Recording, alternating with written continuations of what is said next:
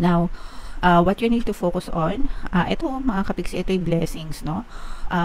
Kailangan nakafocus kayo na you will be blessed, no? I-focus nyo yung attention nyo na malalampasan nyo rin itong mga challenges na to, and kapag nalampasan nyo to, talagang blessings yung matatamasan nyo, mga kapiksi. So there is a promise of a blessing dito sa bagong journey na to.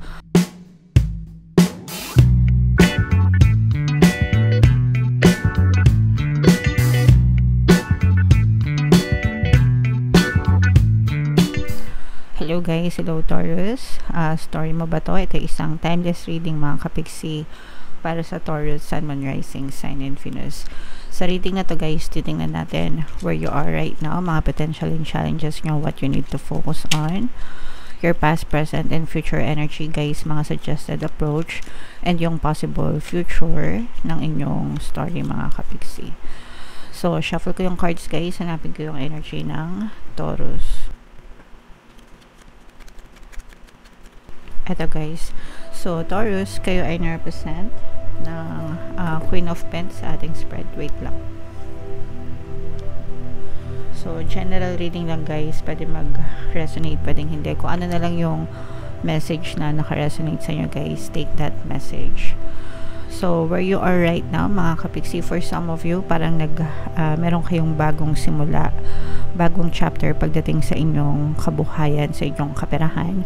Pwedeng trabaho ito, negosyo, or investment, pero parang nagsisimula kayo from scratch mga kapiksi, or parang let's say for example, baka nagsisimula kayo ng bagong trabaho, baka lumipat kayo ng trabaho ganyan, tapos nagsisimula pa lang kayo, o kaya naman may trabaho na kayo tapos nagsisimula kayo ng negosyo ganyan. So pero this is more on new beginnings pagdating sa kabuhayan. So yan yung focus ng energy nyo right now. For some of you, pwedeng naghahanap ng bagong opportunities na pwedeng pagkakitaan mga kapiksi. Yung potential and challenges, this is more on challenge mga kapiksi, kasi let's say for example, naghahanap kayo ng bagong negosyo or gusto nyong magnegosyo.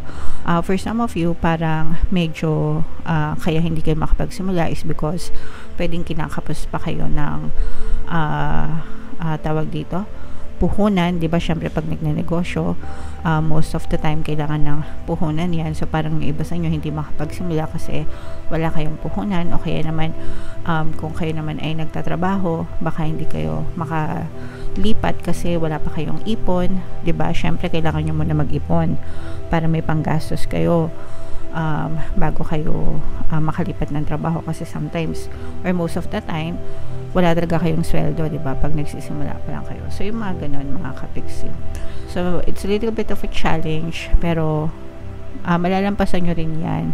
Kailangan nyo lang mag-ipon mga kapiksi. Okay, now what you need to focus on, ito mga kapiksi, ito yung blessings, no?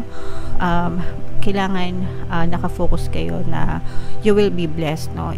I-focus nyo yung attention nyo na malalampasan nyo rin itong mga challenges na to, and kapag nalampasan nyo to, talagang blessings yung matatamasan nyo mga kapiksi. So there is a promise of a blessing dito sa bagong journey na to, bagong simula ng buhay mo pagdating sa kaperahan. So doon mo i-focus yung attention mo. I-bless din ako, I will be blessed, mananagana din ako, malalampasan ko rin to, and magiging ma-okay din ako. Okay, so and always guys, no, reminder, always na i-appreciate nyo lahat ng nangyayari sa buhay nyo, negative man or positive, especially yung mga blessings, because the more na na-appreciate nyo yung mga blessings, you will receive more blessings from the universe talaga. In your, eto naman guys, past energy nyo to, this is an air sign energy, Aquarius, Gemini, Libra. For some of you guys, parang kinalkulan nyo na ito, no? Kumbaga parang pinaghandaan nyo, pinag-isipan nyo itong bagong journey na to. So parang kahit papano, siguro yung iba sa inyo parang may mga backup plans na talaga, o kaya parang alam nyo na yung gagawin nyo. So you are ready, you are prepared mga kapiksi. And your greatest strength, mga kapiksi, is hindi ka nag-iisa, no? May katulong ka, may tumutulong sa'yo. Especially kung meron kayong mga asawa or partner or specific person, parang sila yung katuwang mo. They are giving you lakas ng loob, strength, inspiration, na parang sige lang, push mo lang. I will help you, tutulungan kita. For some of you, pwedeng may mga backer din, no? Backer. So, mapalad yung iba na magkaroon ng backer, mga kapiksi. Alright? So, what else, guys? Tingnan pa natin yung near future nitong, ayan, no, guys, magse-celebrate din kayo. So, you will have a celebration kasi magiging masaya kayo. Ibig sabihin, magiging maganda yung outcome, yung possible outcome nitong bagong journey mo sa kabuhayan, sa kaperahan, mga kapiksi. Magse-celebrate din kayo, magiging masaya din kayo.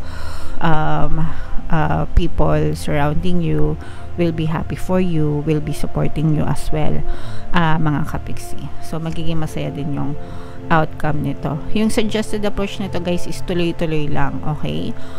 Progress, tuloy-tuloy lang, wag titigil, wag susuko. Pwedeng magpahinga, mga kapiksi, pero wag susuko, wag titigil, okay? So, tuloy-tuloy lang, and eventually mararating nyo rin yung success and tagumpay. So, ito, guys, i-mind nyo yan sa comment section, no? Mind blessings, mind success, mind tagumpay. Yan kasi yung mga nakikita nating very positive energy sa reading na to, Taurus. What you need to know, mga kapiksi, ayan, no, parang yung iba sa inyo parang very excited, parang mga bata, di ba, yung mga bata parang kapag may bago sa buhay nila, very excited sila, adventurous, ganyan, masaya. So, parang ganun din yung feeling nyo, mga kapiksi. Okay? So, very exciting itong magiging journey mo, guys. So, and syempre, kailangan nyo pasayin yung sarili nyo din. Huwag kayo magpa-stress, mga kapiksi. Alright? Your hopes and fears, this is more on fears, mga kapiksi, kasi this is more on parang responsibilities, obligations, marami kayong pasan-pasan sa balikat. Pero, ang nararamdaman natin dito is, kapag ka naging matagumpay kayo dito sa journey nyo, especially sa pangkabuhayan, gagaan ito, guys, no? Itong mga obligations nyo, kumbaga, let's say for example, marami kayong obligasyon sa bahay nyo, you will have more than enough money para masustentuhan itong mga obligasyon na to. Magkakaroon kayo ng sapat na kita, ganyan, para matugunan nyo itong mga responsibilidad sa buhay, mga kapiksi. Okay? So again, ang suggested approach nga sa'yo is tuloy-tuloy lang, no, hanggang sa makapunta ka dun sa direction na blessed ka na and okay na ang lahat para sa'yo. Okay? And then your potential future, okay, no? So, mag-ingat pa rin sa paggastos, mag-ingat pa rin sa pag-handle ng pera, mga kapiksi. Ito, meron kayong unexpected na expense sa future na hindi nyo inaasahan, mga kapiksi. And, paghandaan nyo, no? Especially kung kumikita na kayo, kung feeling nyo na settle nyo na, guys. Kung may mga utang kayo right now, isettle nyo na lahat kasi baka madagdagan yan in the future. Baka magkakaroon kasi kayo ng parang unexpected na pagkakagastusan, mga kapiksi. So, baka mag-back to square one ka na naman. So, make sure, guys, na meron kayong emergency funds palagi, no? Mag-save hanggang kaya, hanggang meron, hanggang kahit magkano lang, guys, diba? 50, 20 pesos, 100 isang araw, kahit 10 piso, depende sa income nyo or sa source of income nyo, mga kapiksi. The more na ginagawa nyo yun, the more na nagsisave kayo, the more na may madudukot kayo in the future. So, make sure na ready kayo dito sa future kasi meron kayong unexpected na pagkakagastusan, mga kapiksi. Okay? Alright, so comment down below, guys, if feeling nyo naka-resonate kayo dyan. And itong mga very positive energies na to, guys, itong mga blessings na to at saka tagumpay na yan, yan yung i-mind nyo sa comment section, mind blessings, mind tagumpay, para yan talaga yung maakit nyo, mga kapiksi. So, tingnan natin, additional message for you guys. Shuffle natin to habang sinashuffle ko to. Panoorin nyo ba? Excuse me. Panoorin nyo muna yung video natin regarding sa ating paano mag-manifest ng abundance video course. Kapiksi, sawa ka na ba sa mga struggles at hirap sa buhay mo? Masipag ka ba at masikap sa buhay ngunit hindi ka pa rin umaasenso? Ilang beses ka na bang nag-attempt mag-negosyo at mag-invest pero palagi ka pa rin nalulugi? Sa pagkakataon na ito ay maaaring may subconscious beliefs ka na nagiging balakid sa iyong pag-unlad at pagyaman. Introducing, paano mag-manifest ng abundance video course. Dito ay matututunan mo ma-overcome ang mga balakid mo para tuluyan ka ng umunlad, umasenso, sumagana, maging matagumpay, successful at maswerte sa iyong kabuhayan, pera, trabaho, negosyo, salapi at kaperahan ng bonggang-bongga. Dali, mag-send na ng email sa pinoypixitaro@gmail.com at simulan na ang iyong pagyaman ngayon. Alright, so sa lahat ng gusto mag-avail ng course guys, meron tayong 500 pesos na discount until September 30. So, i-avail nyo na guys, sobrang ganda. And meron din tayong bagong course, paano mawala ang third party at magkaroon ng harmonious na relationship para mawala yung mga kabit ng mga jowa nyo guys. 20% discount naman yan until September 30. So, i-avail nyo na guys, sobrang ganda.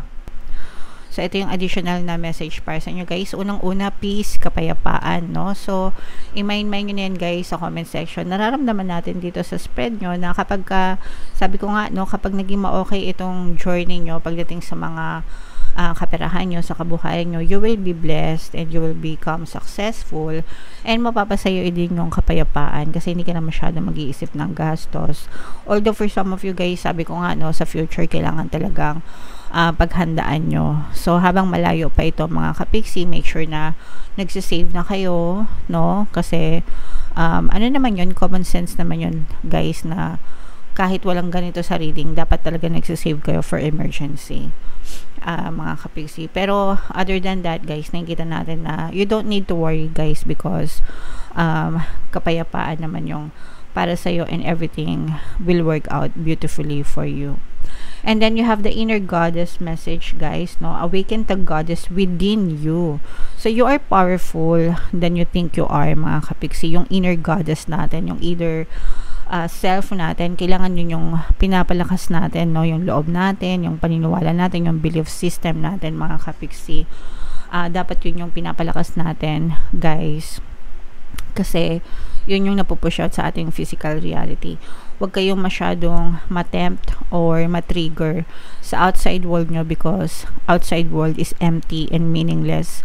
It doesn't mean anything. It's just projecting back to you kung ano yung inner beliefs mo, inner you, no? So, kung maganda yung nakikita mo sa paligid mo, ibig sabihin maganda yung belief system mo, no? Maganda yung perception mo, yung paniniwala mo, ganyan. Pero kung pangit yung nakikita mo sa paligid mo, yung experience mo, ibig sabihin, pangit din yung inaalagaan mo sa sarili mo. So, you have to change it for the better, mga kapiksi, para magkaroon ka ng better life. Alright?